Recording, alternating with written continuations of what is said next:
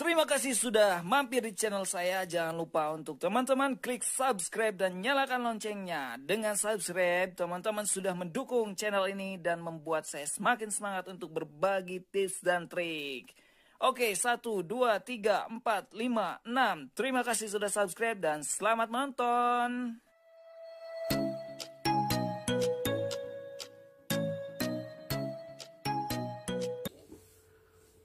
Halo guys, assalamualaikum warahmatullahi wabarakatuh. Balik lagi bareng saya Nurdin Herudin, dan pada kesempatan ini saya akan coba memberikan tips kembali tentang bagaimana sih menambahkan peristiwa di website itu dengan sangat mudah. Teman-teman cuman cukup mengklik itu sudah terjadi sebuah settingan peristiwa event pixel teman-teman, gitu ya. Jadi ini memang hubungannya dengan pixel. Dan ini akan lebih mempermudah gitu ya teman-teman. Kadang kemarin ada yang bertanya, kenapa event yang ada di website saya hanya cuman event view content gitu ya. Karena ternyata memang event yang lain juga harus di setup teman-teman semuanya. Nah kadang kebingungan juga kan teman-teman bagaimana sih men-setup peristiwa di event yang lainnya gitu ya. Nah kali ini saya akan bahas bagaimana untuk mengatur peristiwa dengan cukup mengklik saja gitu ya. So, simak sampai selesai. Jangan lupa untuk subscribe channel ini agar teman-teman terus mendapatkan update terbaru tips di channel ini. Oke, langkah pertama kita akan masuk ke Business Manager. Jadi seperti biasa, kita masuk ke business.facebook.com. Apabila tampilan teman-teman berbeda, masuk ke Business Suite, teman-teman tinggal klik tombol beri masukan di bagian bawah panahnya, kemudian pilih beralih ke pengelola bisnis. Nah, kemudian teman-teman silakan pilih satu akun bisnis yang digunakan, di mana tempat teman-teman memverifikasi domain, lalu kemudian tempat pixel teman-teman itu berada, gitu ya. Setelah dipilih satu akun bisnisnya, dan teman-teman tinggal memilih akun iklannya, gitu ya. Tapi kalau misalkan teman-teman mempunyai akun iklannya cuma satu, langsung aja teman-teman masuk ke menu di sampingnya, kemudian di sini ada pengelola peristiwa gitu ya. Nah, dipastikan teman-teman silahkan verifikasi domain, atur peristiwa agregat gitu ya. Dan itu teman-teman bisa lihat video saya sebelumnya gitu ya. Dan disitu lengkap banget saya bahas.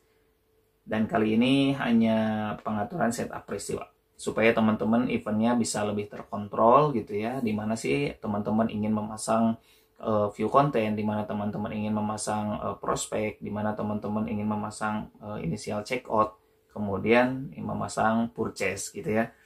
Nah, kemudian teman-teman setelah diklik menu pengelola peristiwa, teman-teman silahkan pilih pixelnya. Nah, setelah memilih pixelnya, di sini tentu teman-teman akan masuk ke sinopsis gitu ya. Akan masuk ke sinopsis pixel. Nah, kemudian teman-teman di sini di menu pixel ini, teman-teman di sini ada menu tambahkan peristiwa. Nah, disinilah teman-teman bisa memasang peristiwa di website teman-teman yang tadinya mungkin teman-teman merasa kurang gitu ya. Event apa yang kurang? Yang pasti event yang wajib ada di website teman-teman adalah view content, add to chart, initial checkout, lead prospect, dan purchase gitu ya. Dan pastikan itu yang didaftarkan teman-teman di agregat gitu ya. Nah, setelah teman-teman pilih ini, tambahkan peristiwa, pilih dari pixel ya.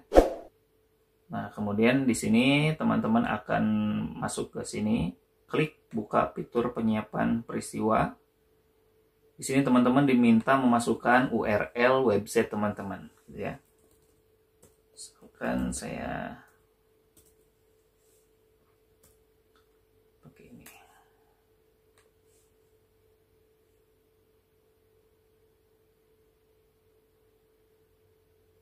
Nah, setelah teman-teman masukkan websitenya, maka otomatis akan muncul new tab untuk ke website teman-teman gitu ya. Nah, lalu dari sini Facebook akan ada notif di sini ya. Ukur tindakan bernilai gitu ya. Kemudian ya ini hanya notif aja. Teman-teman bisa klik jangan tunjukkan lagi. Kemudian teman-teman klik mulai. Nah, di sini teman-teman akan muncul seperti ini nih. Jadi penyiapan pelacakan tombol atau URL gitu ya. Nah, tentu ini disesuaikan dengan kebutuhan website teman-teman, karena kebetulan di sini website saya hanya single page dan ini hanya langsung ke WhatsApp. Jadi event yang ingin direkod sama saya itu hanya satu gitu ya, hanya dua, berarti view content dan lead prospect gitu ya. Nah, kadang teman-teman kan misalkan website jenis teman-teman misalkan e-commerce gitu ya, setelah misalkan teman-teman mengklik produk kan ada kemudian tambahkan ke keranjang. Nah, itu teman-teman bisa atur, dan ini berdasarkan tombol. Jadi nanti teman-teman bisa setup di tombol atau di link ya. Nah, kemudian di sini teman-teman silahkan lacak URL. Ini kalau misalkan teman-teman ingin berdasarkan URL, berdasarkan laman gitu ya. Misalkan gini, laman pertama domain utama misalkan view content gitu ya. Kemudian ketika diklik produk, misalkan masukkan laman kedua tuh menjadi misalnya masih view content misalkan.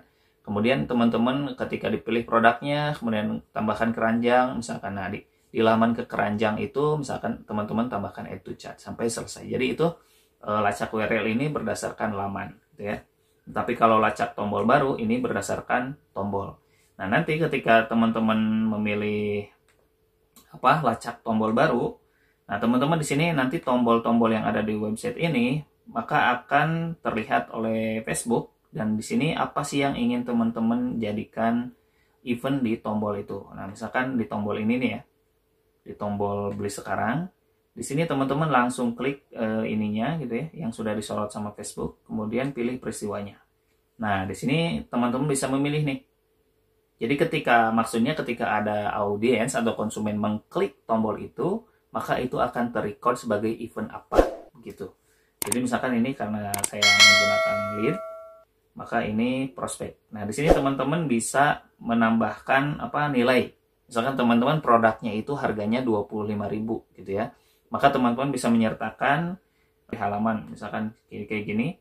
Nanti disorot nih. Biasanya suka ada sorotan yang nominalnya ada. Biasanya itu kan di kolom teman-teman kalau e-commerce kan ada di bagian ketika mau nambahkan keranjang kan ada nominalnya berapa.